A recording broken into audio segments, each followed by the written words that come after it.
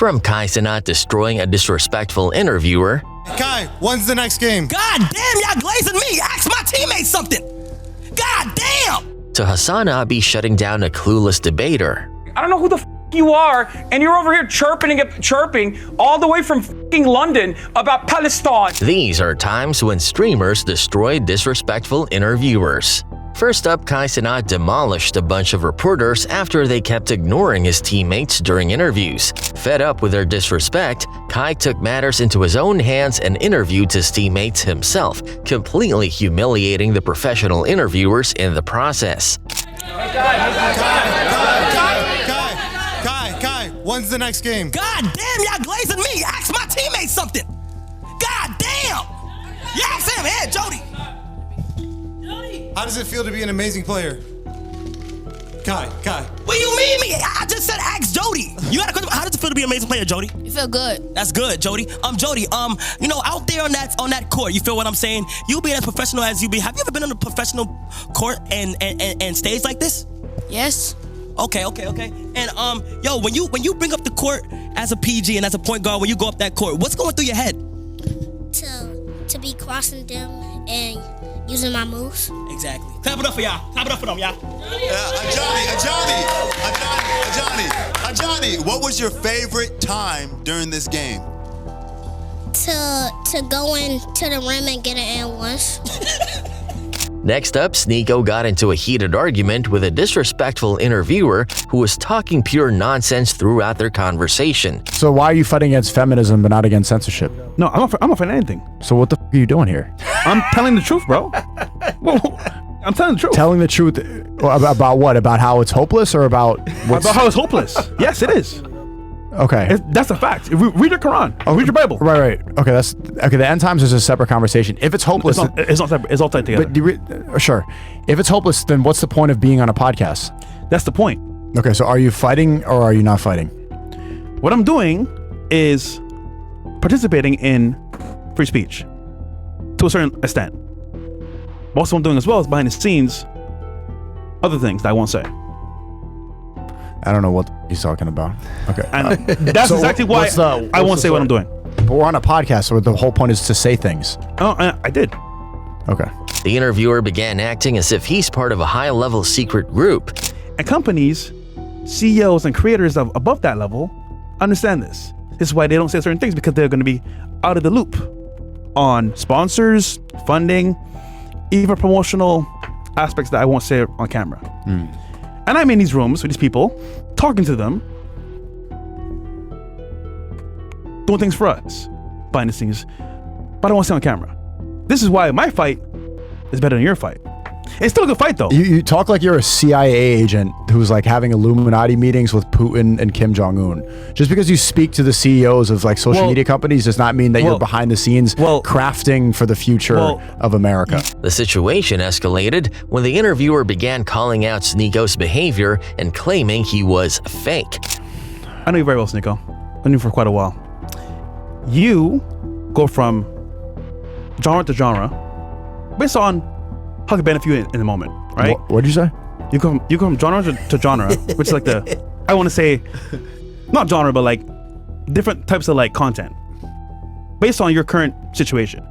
For example, you did the stuff about being free-spirited, where you can be creative and give your opinions on topics. And I still do. I just made a documentary and then about you went from that to Red Pill.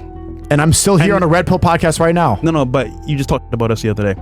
And then I didn't talk shit about you. No, the Red Pill itself. Yeah, I've been talking shit about the vasectomy thing for over a year. Yeah, but you were in the same group. Anyhow. I'm still here. I'm still on your podcast right now. No, but there's no girls here. The point is, you go from topic to topic. I'm just saying, if you were still on YouTube, I guarantee you say that the whole thoughts is the only thing. That may be a component, but that would not be the only thing that you do on YouTube. Right? Okay. So I'm just trying to say, opportunity comes at a cost. That cost, I think, in personal opinion, it's not worth it. For some people, it's not. Okay. Sneako then had enough of the interviewer and shut him down instantly. Are you disagreeing with me or not? I am. What the fuck are you talking about? What are you talking about? I just told you. You have a choice to make. Either you make content. I can't do this anymore. I can't either, because you're going to loops.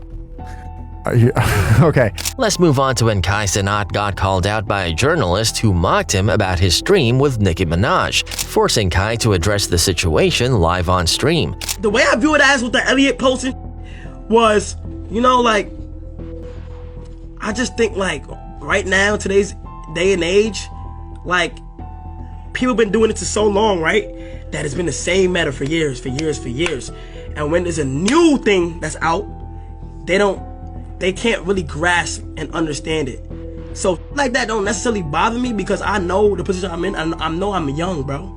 And I got a whole journey ahead of me, bro. But later, Kai ran into this same journalist at the Grammys and instantly called him out. Complex. Oh wait, no, you come, yeah. No. You come right here. No. Hold on. Wait, you diss my live stream. Hold on. I love you. Hold on, no, you diss my live stream. No, you diss. Hold on, wait. It's your live stream. You diss. No. You diss my live stream. You hated on Nicki. I hate on Nicki. You hated on Nicki. I apologize to you and your family. More important, your family. All right, you gotta stop doing that. I will stop doing But I appreciate you for the apology, bro. But we can't bring each other down, bro. Absolutely not. All right?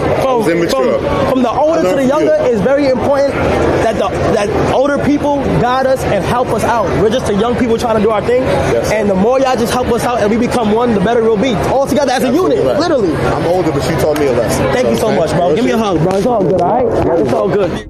Real. It's all good. Yes, thank you. Get a real moment. That was real. That was real. Next up, Adin Ross had an interview with Jake Lucky, who mocked him by insinuating his contract with Kick was exaggerated. Okay, so you're obviously talking about your deal with Kick. You're saying your deal with Kick is the biggest streaming contract deal that you know of? Like you're bigger than Ninja, bigger than Nick Merckx. I mean, I'm not going to go into specific numbers, but I'm pretty sure it's the biggest streaming deal of all time. I signed you. Train the lawyer, you got anything to say? Or we can't know numbers, can we? No, it's bigger than all those people you named. Really? Because I heard numbers, rumors-wise. Obviously, Ninja was public and Nick Merckx stuff. So you guys are saying this is the biggest stream. Kick signing Adin Ross is the biggest streaming deal we have seen to date that we know of. It gets messy when it's just streaming deal because there's a bundle of things in there, but what I will say, the amount is more than all those people, yes. But Adin and Train roasted Jake even more, making him feel like a fool because of his presentation. Yeah, really, Train? Yeah, I think it's fine. Can we zoom back out then? I don't think there's any issue with the thighs. I think the thighs actually add a character, to be honest. Thank you. And not to mention, well, do you have another shirt by chance? Like a white shirt? I don't think so. I'm not trying to dress you or anything, but that shade, I'm telling you, if you go with like a white, it would definitely, it would bring the skin tone out and the complexion out a little bit more. That color is a little, you know what I'm saying? But let's not forget Hassan Abi, who crashed out during a political interview, completely shutting down one of the interviewers who kept interrupting him mid-point. You're not listening to my question. Just listen. You didn't listen to my question. Listen to what I'm saying, and you will understand, perhaps, what I'm trying to imply here. That's very patronizing. Utilizing the hostages. Yeah, I am being patronizing. I don't know who the f you are, and you're over here chirping all the way from London about Palestine and doing a both sides are fucking fine type bull. You're talking about how you want to fucking free Palestine, but also simultaneously, both sides got a lot going on. Shut the f up. You don't know anything, okay? I don't give a shit about what you're.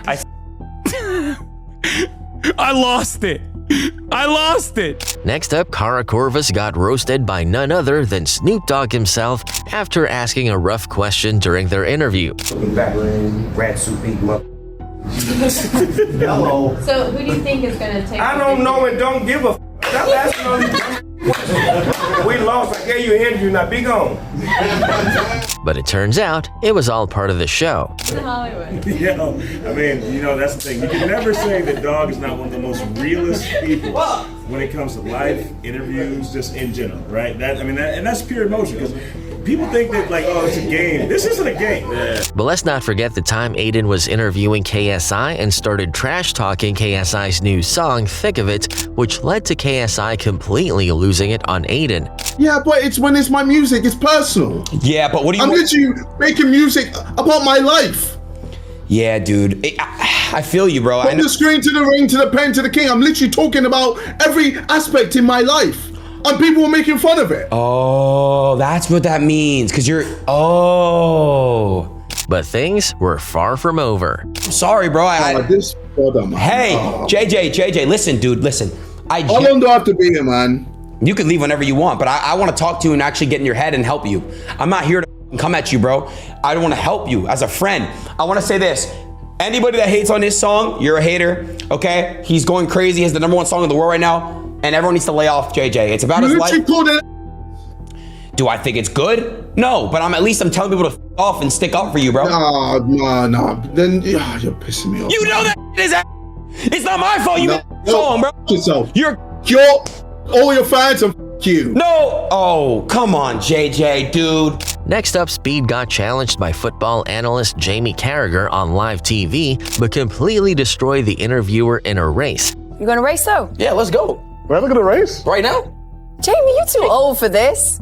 Hey, honestly, I've been working out on this. I've been ready for you. Come on, I'm ready. He even tried to cheat his way into victory. On your mark. On your marks. Hey, he's over the line. Behind the line, guys. Behind the line. Go on, Jamie. This is for real now. Yes. Here we go.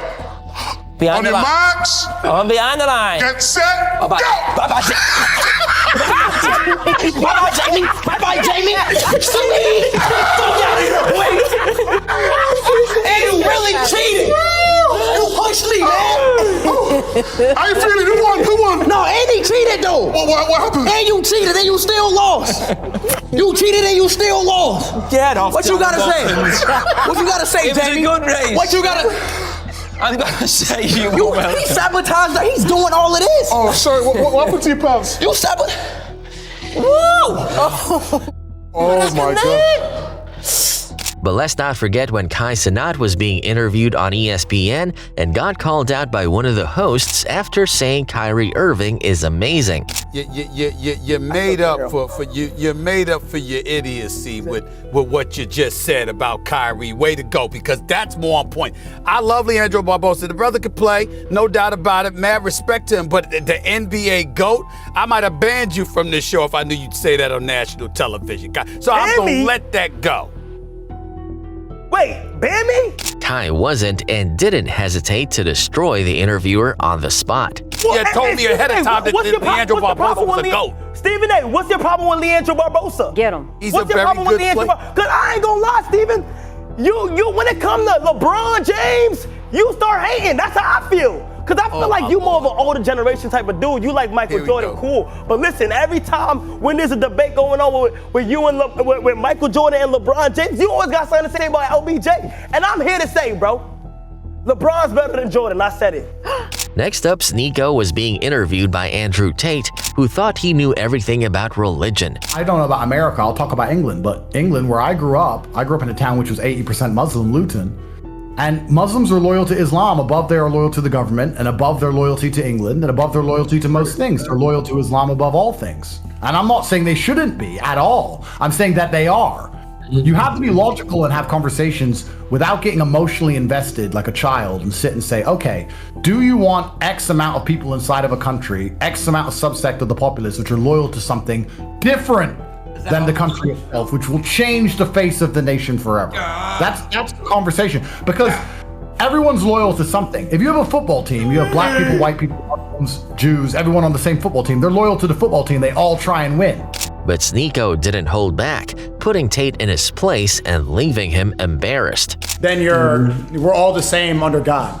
In Christianity, for example, I see what Nick is doing and why it's commendable. But we've disagreed upon this, and why I think that there's a small flaw is that he sees the issue with Zionism and how ethnicity is tied to faith, and it's almost like he wants to do the same thing. And I would like to see what his response to this is. But you see the Zionist problem and how it's tied to ethnicity and faith, and so you talk about how we need white Christians, white Catholics. But there's no idea of whiteness, or there's no idea of race that's written. But let's not forget when Sneeko and Destiny's debate about COVID vaccines quickly spiraled into an explosive confrontation. You're a young guy. Yeah, but why would I get sick over getting a vaccine? Why would I ever want to do that? That's fine if you're fine, but I don't want to have the flu for a week. Why the would I want that? Why would I ever do that when I can just get a vaccine? It's such a this is like one of the most no-brainer, easiest things in the world for me. Like, would I survive the coronavirus? Probably. I think I just had it like 2 weeks ago. I think I had COVID. But like, why did you still get it even if you got the? Because I felt like for 1 day instead of 7. All right, chat. Most people I know who got COVID who didn't get the. They were sick for like 1-2 days. Sneeko then brought up freedom of speech, which only made things more heated. All the articles you probably read were manipulated. They censored I don't think shit that more than ever. Freedom of speech is dead, Destiny. Freedom of speech is done. I don't think that if you talk about COVID now, they put a COVID warning. I don't think that one government can censor all of the speech across the world. And I think there's a lot of people that would be incentivized to expose the US government for lying about the coronavirus if they were. But I don't see Russia or China or other private said the word. If you even say the word vaccine, they took it down. China could do it. Why did they hide everything about Hunter Biden? I don't think they hid anything about Hunter Biden. I think that Twitter had a specific policy where you can't post hacked materials. Why? If it was Trump's kid, they would have kept it up. You don't have any proof of that. Sneeko then crashed out on Destiny, calling him out and even mentioning his Twitch ban to prove his point regarding freedom of speech. Why did Trump get banned on social media? Wasn't the Twitter policy because he was inciting violence on Twitter, and that was their issue? Yeah, come on, it wasn't just Twitter; it was all social media. I don't know what rules he broke on other social media as well. Why did Alex Jones get banned on social media? Why did you get banned on Twitch? You don't think that you getting banned on Twitch is the same thing as Trump getting banned on social media? I don't think I got banned for the same reason, no. Next up, XQC had DJ Academics on stream interviewing him, and they got into a heated debate before XQC finally shut him down after getting fed up with the nonsense. Say someone was born, right, a female. They was born with a, right? If they want to now identify as a man, they're not gonna then tell people, I am a female by sex, but I am a man by gender. Because they're acting in a social way with other social beings, using a social construct to communicate. They're using a social construct to communicate, not some biological markers. Holy, how hard is it to understand it? Let's move on to XQC again, who couldn't tie a tie before an important interview. Sammy! I need help!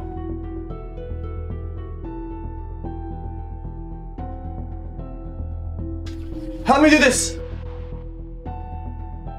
Come on! I don't know how to do these. I've never done one.